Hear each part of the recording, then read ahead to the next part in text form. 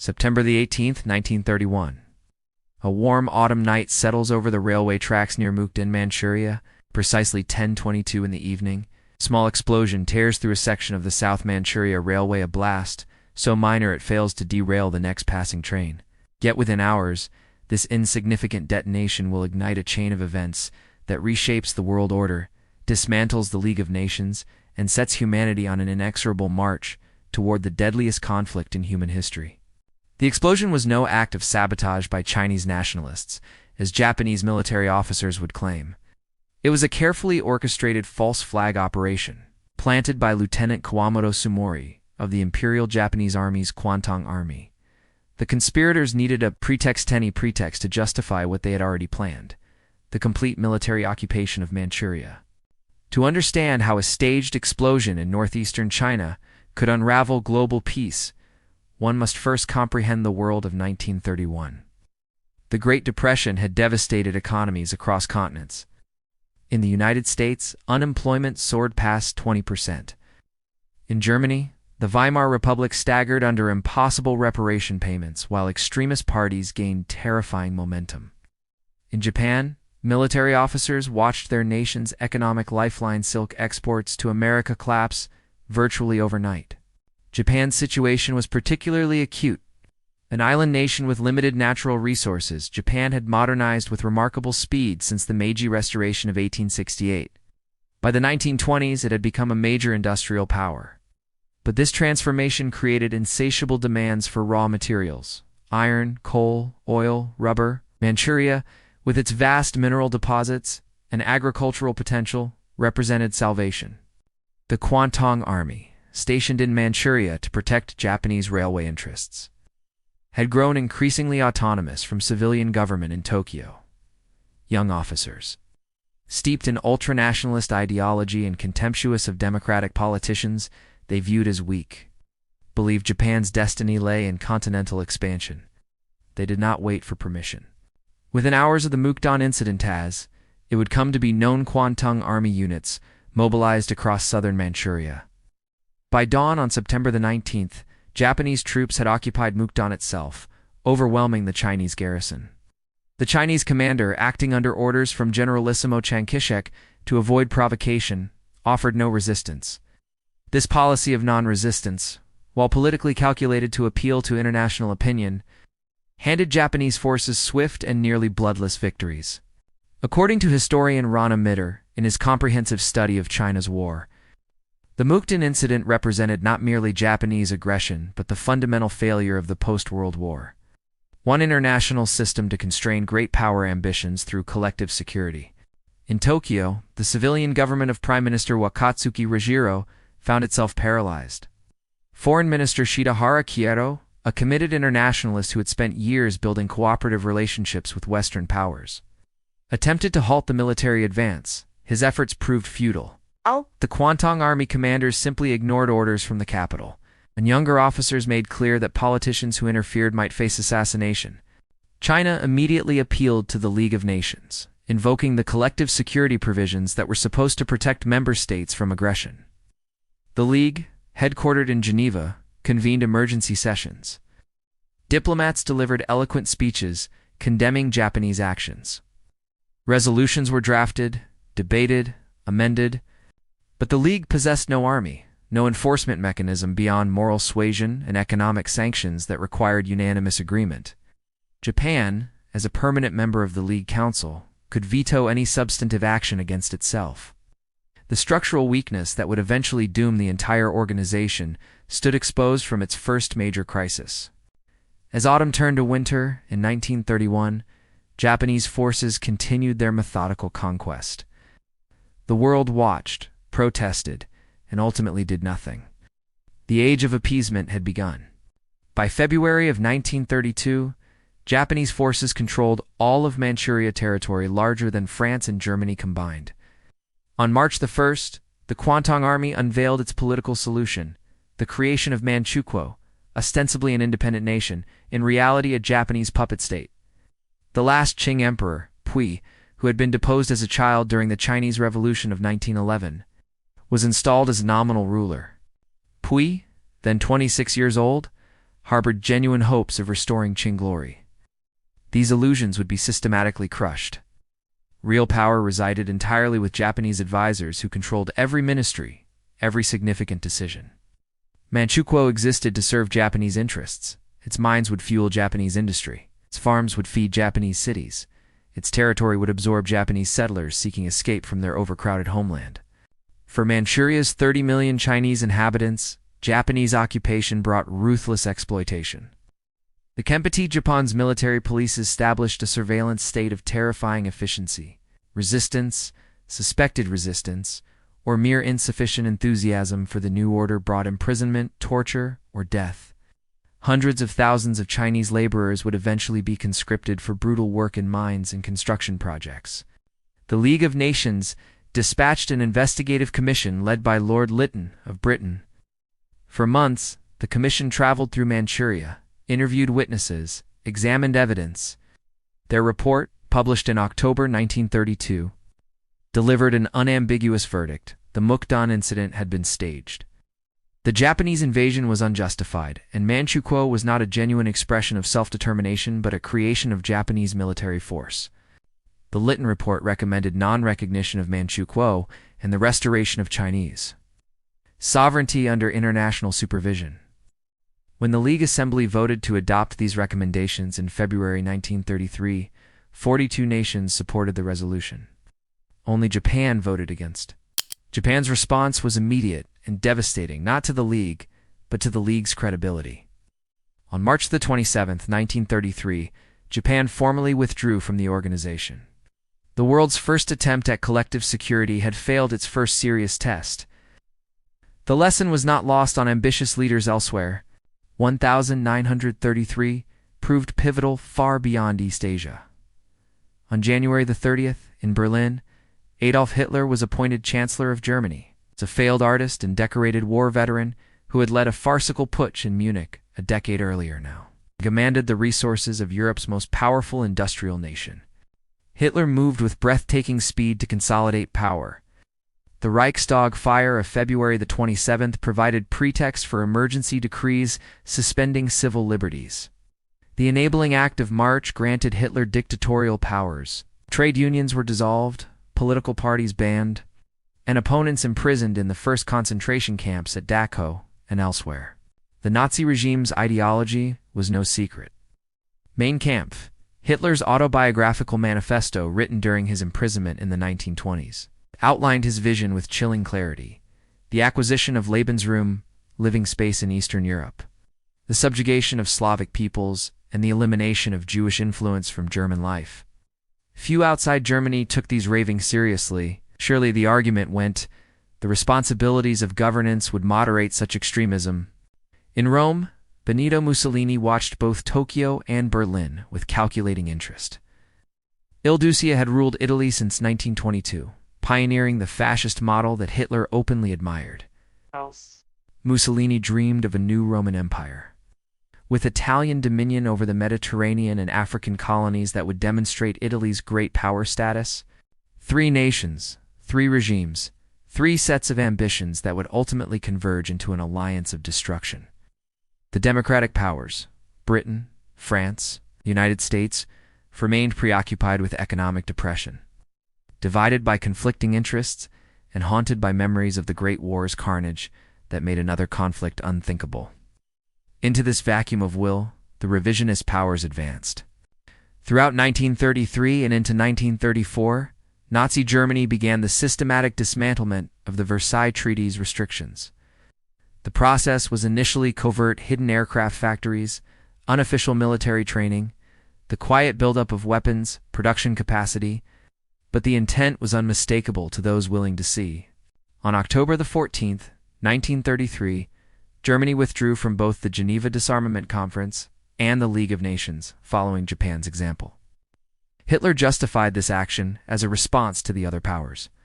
Refusal to disarm to Germany's leveler, clever inversion that cast Germany as the aggrieved party, seeking only equality.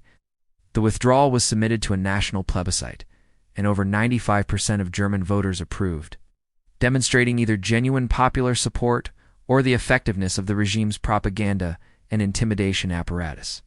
Most likely, both factors contributed.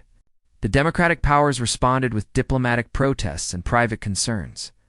France, which shared a border with Germany and had suffered most grievously in the Great War, urged firmness. Britain, separated by the English Channel and burdened by imperial commitments, counseled accommodation. The United States, protected by oceans and consumed by the Depression, retreated into isolationism. President Franklin Roosevelt, inaugurated in March 1933, focused almost exclusively on domestic recovery. For those trapped within Nazi Germany, 1934 brought escalating persecution. The regime's earliest targets included communists, social democrats, trade unionists, and any organized opposition.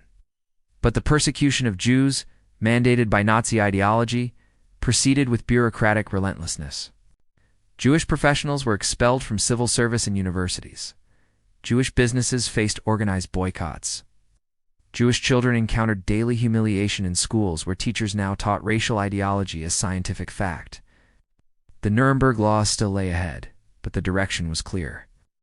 Each month brought new restrictions, new degradations, new signals that Jews had no future in the Reich. Some German Jews emigrated, those with resources and foresight and connections abroad. Many more remained, unable to believe that the cultured nation of Goethe and Beethoven could sustain such barbarism. Hoping the fever would pass, lacking the means or opportunity to rebuild lives elsewhere. The window for escape was slowly closing. Even within the Nazi movement, power remained contested. The Sturmitalion, the SA or Brown Shirts, had served as the party's street-fighting force during its rise to power. Its leader, Ernst Röhm, commanded nearly 3 million men and harbored ambitions for the SA to absorb the regular army. With himself as military supreme commander, this threatened both the traditional military establishment and Hitler's own consolidation of power. On June 30th, 1934, Hitler struck. In what became known as the Night of the Long Knives, SS units and Gestapo agents executed Röhm and scores of other SA leaders. The purge also settled old scores, eliminating former Chancellor Kurt von Schleicher, conservative critic Erich Klausner, and others who had no connection to the SA but had crossed Hitler at some point. The German army's leadership, delighted to see the SA neutralized, made no protest at this extrajudicial mass murder. When President Paul von Hindenburg died on August 2nd, the military readily accepted Hitler's assumption of the combined offices of Chancellor and President. Every soldier swore a personal oath of loyalty not to the Constitution or the nation, but to Adolf Hitler himself. The assassination of Austrian Chancellor Engelbert Dollfuss by Austrian Nazis in July 1934 represented another crack in European stability. Though this particular coup attempt failed, it demonstrated that Nazi ideology recognized no borders. Mussolini, who had positioned Italian troops on the Austrian frontier, temporarily checked Hitler's ambitions there, but the reprieve was temporary. By December 1934, the architecture of catastrophe was largely complete. Japan dominated East Asia. Germany had militarized and terrorized. The League of Nations was discredited. The democracies were divided and distracted. The road to world war was now unmistakably marked. Behind the diplomatic maneuvers and political transformations lay incalculable human suffering. In Manchuria, the Japanese occupation transformed daily life into a landscape of fear and exploitation. Chinese farmers found their land seized for Japanese settlers. Workers were conscripted for labor battalions under conditions that amounted to slavery. The Korean minority, itself a colonized people under Japanese rule since 1910, occupied an ambiguous middle position, marginally elevated above the Chinese, yet still fundamentally subjects of empire. The resistance that emerged was brutally suppressed. Japanese forces employed collective punishment against villages suspected of harboring guerrillas. Entire communities were sometimes destroyed, their inhabitants killed or scattered. The techniques of counterinsurgency warfare developed in Manchuria would later be applied across China and Southeast Asia, leaving millions dead. For ordinary Japanese civilians, the Manchurian adventure was presented through relentless propaganda as a noble mission to bring order and development to a backward region. Settlers who emigrated to Manchukuo believed they were building a new frontier, a Japanese manifest destiny. They could not know that defeat in 1945 would leave them stranded, perishing in the chaos of Soviet invasion and Chinese retribution. In Germany, the approximately 500,000 Jews who remained represented less than 1% of the population. Yet Nazi ideology cast them as an existential threat requiring elimination from German life. The persecution of 1933 and 1934, while not yet the industrial murder that would come later, systematically destroyed Jewish economic existence, social standing, and hope. The testimonies of survivors reveal lives constricting month by month. A Jewish lawyer in Berlin found his clients disappearing, pressured by Nazi authorities not to engage Jewish professionals. A Jewish shopkeeper in Munich watched as brown shirts stationed themselves outside her store, photographing anyone who entered.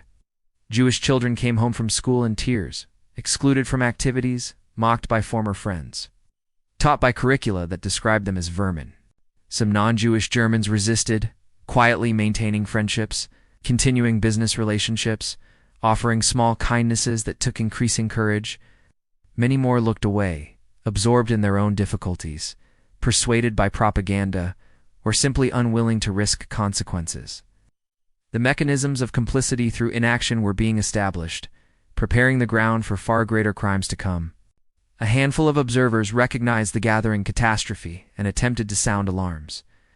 Winston Churchill, then a political outcast within his own conservative party, delivered speech after speech warning of German rearmament and calling for British military preparation. He was largely ignored, dismissed as a warmonger and alarmist. In the United States, journalists like Dorothy Thompson, who had interviewed Hitler and been expelled from Germany in 1934 for her critical reporting, wrote urgent dispatches about Nazi brutality. Her warnings reached American breakfast tables but competed with domestic concerns that seemed far more pressing than events in distant Europe. Ambassador William Dodd, America's representative in Berlin, sent increasingly alarmed cables to Washington describing the regime's violence and territorial ambitions. The State Department found his reports useful but saw no basis for policy changes that might antagonize a major trading partner or risk entanglement in European conflicts. Perhaps the deepest tragedy of these years lay in the failure of imagination, the inability of democratic societies to comprehend that the unthinkable was being thought, planned, and prepared. The Great War had been called the war to end all wars, and the horror of its trenches convinced many that such carnage could never be repeated. Surely no rational actor would risk similar destruction. This assumption fundamentally misread the nature of the regimes emerging in Berlin, Tokyo, and Rome. These were not rational actors in the traditional sense, not states seeking marginal advantages through calibrated pressure. They were revolutionary movements seeking to remake the world according to ideologies that embraced violence as purifying and war as ennobling. The peace-loving nations could not imagine such adversaries, because doing so required confronting truths too terrible to accept. Could history have unfolded differently? The question haunts scholars and citizens alike. Had the League of Nations imposed meaningful sanctions on Japan in 1931, might collective security have been preserved? Had France and Britain confronted German rearmament in 1933 or 1934, when German military capacity remained limited, might Hitler have been stopped or even overthrown by his own generals? These counterfactuals illuminate the choices that were made and not made during these pivotal years. The democracies possessed overwhelming economic and military superiority. Japan's economy depended on trade with the United States and the British Empire. Germany in 1933 could not have withstood determined opposition from France alone, let alone a coalition of great powers. Yet action required will, and will required both moral clarity and acceptance of risk. The democratic peoples, traumatized by the Great War and suffering through the Depression, wanted peace and prosperity, not confrontation and sacrifice. Their leaders, responsive to public opinion, chose accommodation over resistance, hoping problems would solve themselves, trusting that time would moderate extremism. The catastrophe that followed these years, World War II, with its 60 million dead, the Holocaust, the atomic bombs, the reshaping of global order profoundly influenced subsequent generations. The Munich Agreement of 1938 became synonymous with the failure of appeasement, invoked whenever democratic nations faced aggressive dictatorships. The United Nations, established in 1945, attempted to correct the League's structural weaknesses, though with mixed success. The North Atlantic Treaty Organization institutionalized collective defense among Western democracies, committing member nations to treat an attack on one as an attack on all. The lesson that aggression must be confronted early, before it gains momentum, became a foundational principle of post-war international relations. Yet the lessons of these years remain contested. Critics note that the Munich analogy has been misapplied to justify military interventions that proved disastrous. The challenge lies in distinguishing genuine existential threats from merely troublesome adversaries, in knowing when accommodation represents wise diplomacy and when it enables catastrophe. The years 1931 through 1934 offer no simple template for contemporary challenges, yet certain patterns resonate across the decades. The exploitation of economic grievances by extremist movements, the use of propaganda to construct alternative realities, the targeting of minority populations as scapegoats, the gradual erosion of democratic norms through repeated small transgressions, the temptation of democratic peoples to look inward while authoritarian powers expand outward. Perhaps most relevant is the dynamic of incremental escalation. Neither Japan's conquest of Manchuria nor Hitler's consolidation of power occurred in a single dramatic stroke. Each proceeded through a series of steps, each individually seeming manageable, each making the next more difficult to resist. The powers that might have intervened always found reasons to wait, to see, to hope that the next provocation would be the last. We remember these years not to assign blame to the dead, but to inform the choices of the living. The diplomats and politicians who failed to prevent World War II were not monsters or fools. They were human beings operating under uncertainty, constrained by domestic politics, shaped by the traumas of their own generation. Their failures were failures of imagination, of will, of collective action, failures to which democratic societies remain susceptible. The victims of these years, the Chinese civilians killed in Manchuria, the German Jews stripped of rights and dignity, the countless others whose suffering left no historical record. Remember, it's not as abstractions, but as individuals whose lives were cut short or blighted by decisions made in distant capitals. Their fate reminds us that history's grand narratives are composed of intimate tragedies. As we survey our own world, with its rising nationalisms, its contested international orders, and technological disruptions, the years 1931 through 1934 speak across time. They whisper that catastrophe rarely announces itself clearly, that the moment for prevention is always earlier than it seems, and that the price of peace is eternal vigilance. The journey toward World War II began not with declarations of war, but with a staged explosion on a railway track. Failed democracy delivering power to a demagogue, and a world that watched, hoped, and waited too long.